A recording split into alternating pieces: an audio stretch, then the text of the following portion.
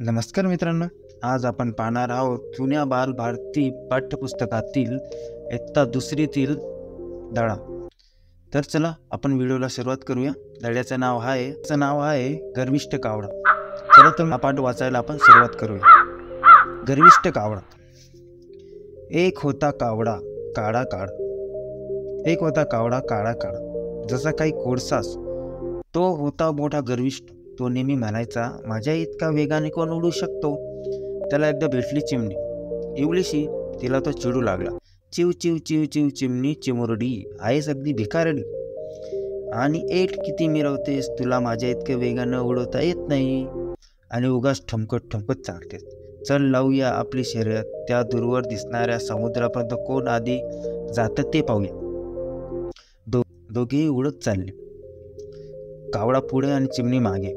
उडता उडता चिमणी बिचारे दमले, थकून भागून एका झाडावर जाऊन बसले। ते पाहून कावड्याला आणखीच गर्व झाला। तो उडत उडत पुढे निघाला। त्याला भेटला एक मोर। त्याला पाहून कावडा म्हणाला, नाच नाच नाचतोस मोरा, उगाच मिरवतोस आपला दोरा। अरे, माझ्या इतक्या वेगानं उडता येतं का तुला?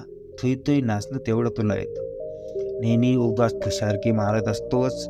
चल लावू या आपली शर्यत, त्या दूरवर दिसणाऱ्या समुद्रापर्यंत कोण आधी जातं पाहूया। मोराला कावड्याचा राग आला। दोघांची शर्यत लागली, कावडा पुढे आणि मोर मागे, कावडा पुढे आणि मोर मागे। खूप खूप लांब गेले ते। मोर बिचारा दमला, तो गयावया करू लागला। आता आपण थांबूया। पण कावडा कशाचा थांबतो? तो गर्वाने पुढेच निघाला। मोर दमला, तो एका झाडावर जाऊन बसला। पुढे लागले ते एक सरोवर, तिथे एक घार होती। तिला पाहून कावडा म्हणाला, घारे गारे उंच उडतेस आकाशी, शर्यत लावतेस का माझ्याशी? घारे गारे उंच उडतेस आकाशी, शर्यत लावतेस का माझ्याशी? त्या दूर दिसणाऱ्या समुद्रापर्यंत माझ्या बरोबर उडत येतेस का? पाहूया कोण आधी जातं, लावूया आपली शर्यत।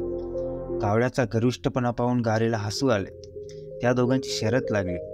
घारीचा झपाटा मोठा, ती केव्हाच पुढे निघून गेली। कावड्याचे पंखही दुखू लागले, त्याला खूप खूप दम लागला। धापा टाकत तो घारीला म्हणाला, ताई ताई, आता तू थकली असशील, आपण एका खडकावर थोडी विश्रांती घेऊया। घार म्हणाली, का रे बाबा, आपल्याला त्या दूर दिसणाऱ्या समुद्रापर्यंत जायचं आहे ना, पाहूया आधी कोण जातं ते। कावडा खूप दमला होता। तो घारीची मनधरणी करू लागला। कावडा खूप दमला होता, तो घारीची मनधरणी करू लागला। घार हसून हसून त्याला म्हणाले, काय कावड्या दादा, भेटली का तुमची शर्यतीची हौस? मित्रांनो, हा धडा तुम्हाला कसा वाटला?